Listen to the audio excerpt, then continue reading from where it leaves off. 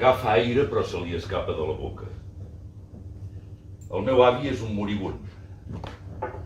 Me'l miro fixament per memoritzar-lo, perquè sé que demà o demà passat no hi serà.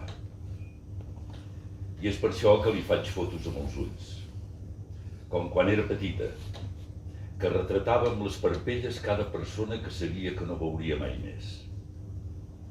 I això era l'únic que em tranquil·litzava, perquè si la retenia dins meu volia dir que quan volgués la podria tornar a fer existir. I quan l'acabava oblidant no passava res perquè no me n'adonava i perquè l'oblit em protegeix. I tant que sí.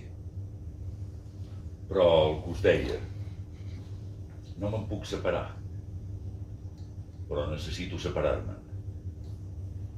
Però és que si me'n separo l'estic abandonant, oi? Però com et pots separar d'algú que saps que no tornaràs a veure? Perquè no me n'adonaré que estarà enterrat al forat, amb la punyetera creu de fusta, el seu nom picat amb martell, la data del primer dia, la data de l'últim i el guió entremig.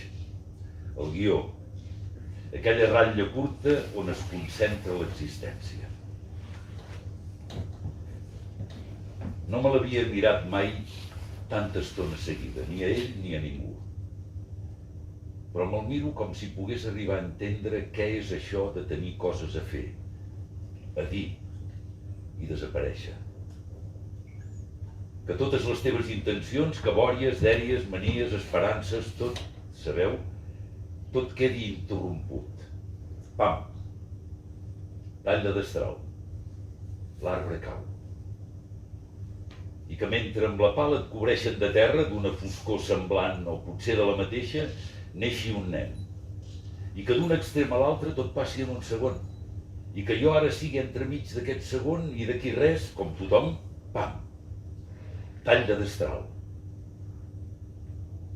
Sí, això mateix. Un dia viu i l'altre mort. Un dia content i l'altre al clot. Un dia un marrec, un altre cabells blancs. Corre, empaito tot. Tall de destral. Avall. Ostres, no sabeu com m'atabala pensar aquestes coses.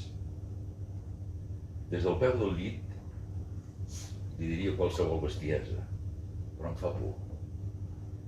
I si s'inclina i em respon? I li murmuro, soc jo. I vigilo a veure si obro un ull i em tranquil·litza que no l'hagi obert i llavors em sento malament d'haver desitjat profundament que no l'obrís, però hi torno així, fluix. Massa fluix. Sóc jo. Res. S'esforça per respirar i s'encalla i sembla que s'hagi d'ofegar i si s'ofegués no sabria què fer. Sí en sóc, inútil.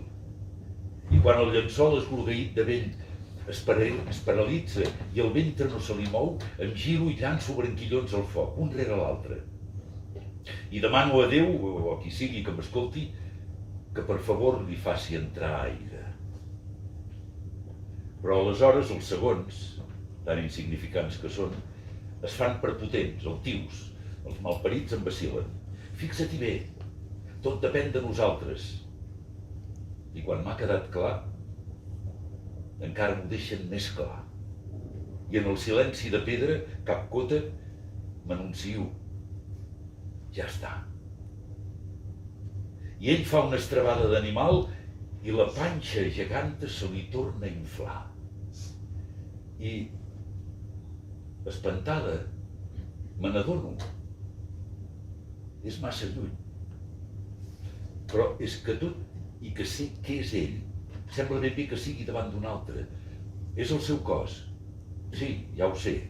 Però l'ell de debò, és com si estigués serrant el porxo, fumant al jardí, fent una truita, no gaire lluny, per aquí. Faig les passes que cal fer i penso que és un desconegut perquè si no, no les faria.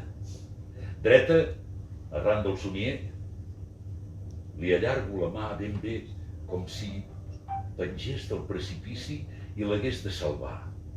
però no m'hi atrevís perquè si me l'agafés fort i caiguéssim els dos avall, valor, sempre em falta el valor. Amb la punta dels dits li toco el puny.